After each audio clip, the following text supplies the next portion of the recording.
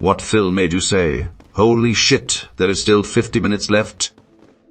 In the Criterion, classic Freddy got fingered towards the end of the movie. There's a big crowd scene with people holding signs welcoming home the heroes. One of the signs reads, "When the fuck is this movie going to end?" Especially funny since the original filming was something like 4 hours. They filmed an entire scene of blowing up Freddy's dad's boat, and it never made the cut due to time constraint. The Sound of Music. They get married and I said that was a nice ending, and my wife says the Nazis haven't arrived. Some people didn't realize that The Sound of Music had an intermission. They only watched half the movie. There was a great story where they interviewed someone that grew up with only the first viz, thought what was the movie, had 0 clues. So they asked her to guess the plot and watch it again. As a kid, literally, she didn't notice that the mailman was a Nazi soldier. Just a nice boy. She is 16, going on 17. He's just a cute mailman.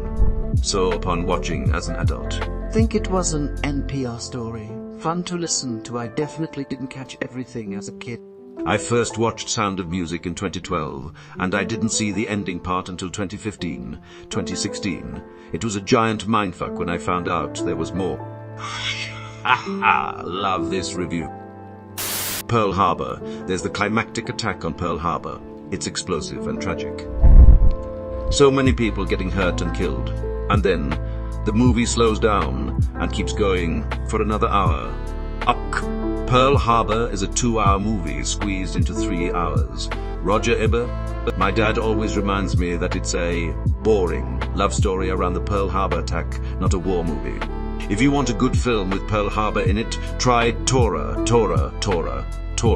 or Midway. Edit, for clarification, I mean Midway 2019. I haven't seen the 1976 film. Gladiator made me say, "Holy shit, there is only 50 minutes left." He enters the Colosseum in second half of the movie. I felt like it had just started. I haven't watched the theatrical cut in over a decade now. The extended gives it room to breathe, better justifies the subplots with Lucilla and with Maximus's old servant, and doesn't drag because the film already has me wanting more. I have the opposite problem with David Lynch projects. You realize there's 10 minutes left, and there's no way he's going to wrap this up in that time and have it make sense, unless he comes out right now and reads it to you. But I always come back for more, like a victim of confused abuse. I never assume I will fully comprehend any David Lynch film ever, even after the 20th rewatch, without looking up additional theories online.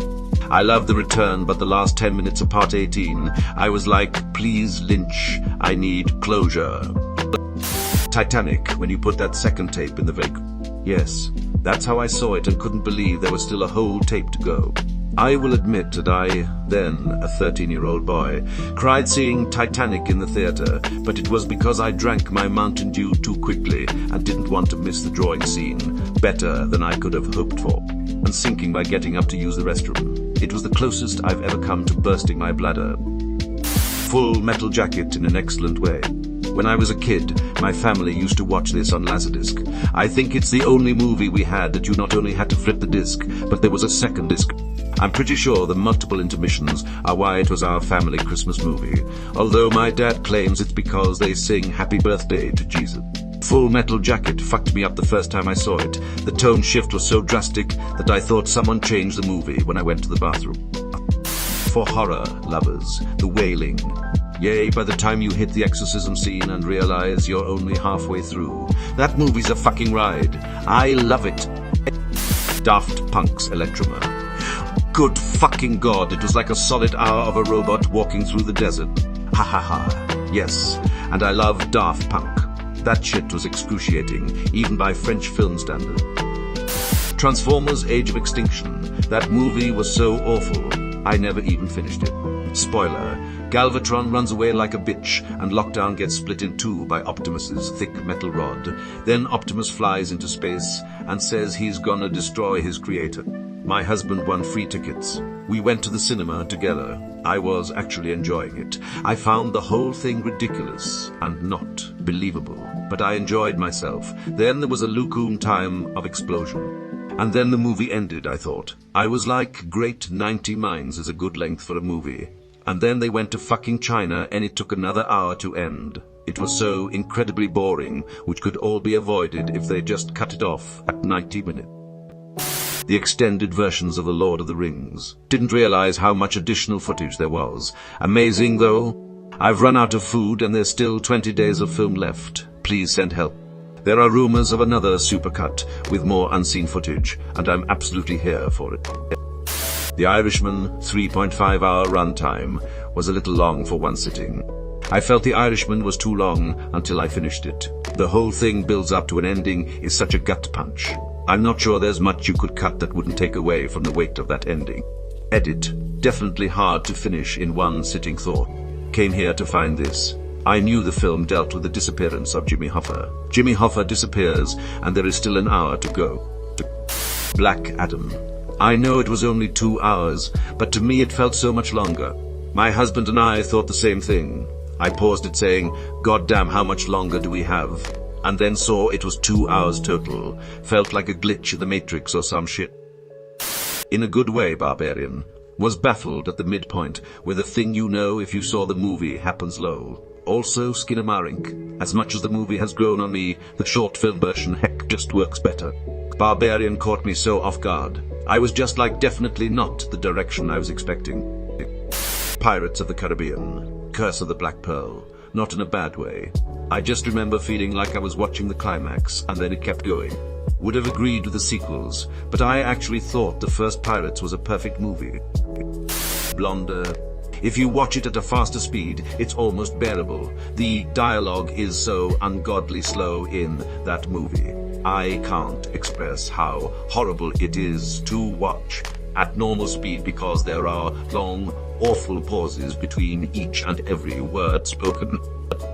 Titanic.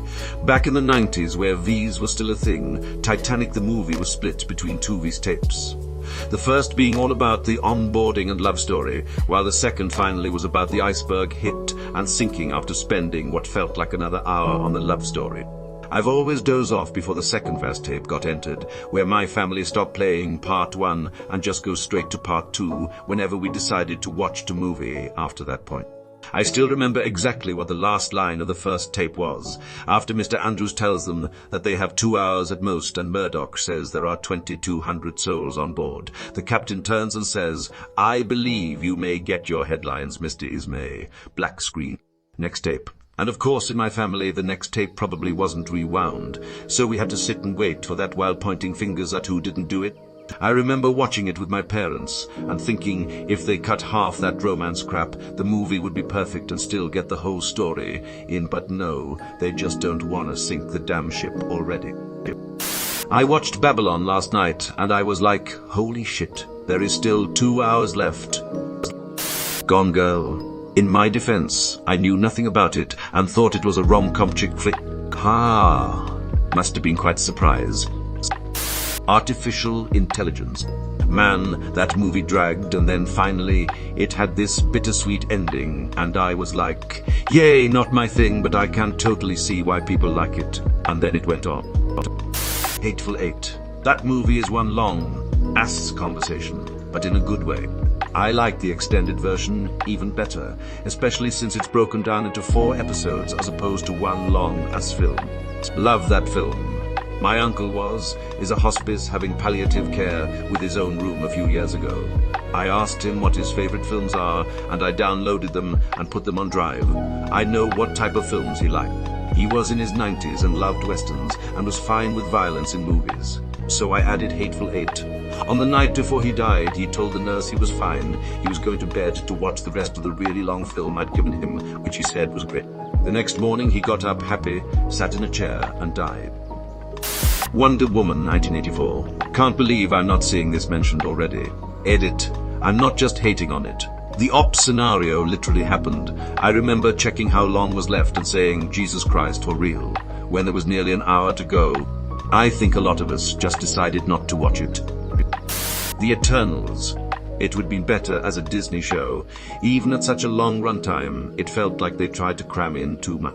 I put myself through all of it, absolutely convinced the plot was going somewhere. Could not believe how long it was for nothing of interest to happen. Edit. A word. Battlefield Earth. Every film since the internet destroyed my attention span. Honestly, One of the best parts of going to a theater is the fact that the social code of the setting forces you to disconnect. It's too easy to check your phone or get distracted by life when you're watching a movie at home. Hell, I've made it through stinkers in a theater I definitely wouldn't have if I was watching them on Netflix or Hulu, looking at you, Jurassic World, Dominion, Edit. This thing that I said here is tremendously stupid. Based on all of your replies, I'm just being wishful. The reality seems to be that people have awful times at theaters because other people ruin it for them. Maybe I'm just blind to it. Besides, it just shows how much I waste my own life when I'm proud of sitting through garbage movies, or how bad my attention span is, that I have to force myself not to do something else when watching at home. It says more about me than it does the experience itself. I was originally going to delete the comment out of shame, but I'd rather leave it up, poisoned by this edit. Instead, The Dark Knight, in the best of ways. Porn videos, after those first 2 minutes. Spend 20 minutes edging searching for the right video, only to blow a load as soon as the action starts in the one you pick.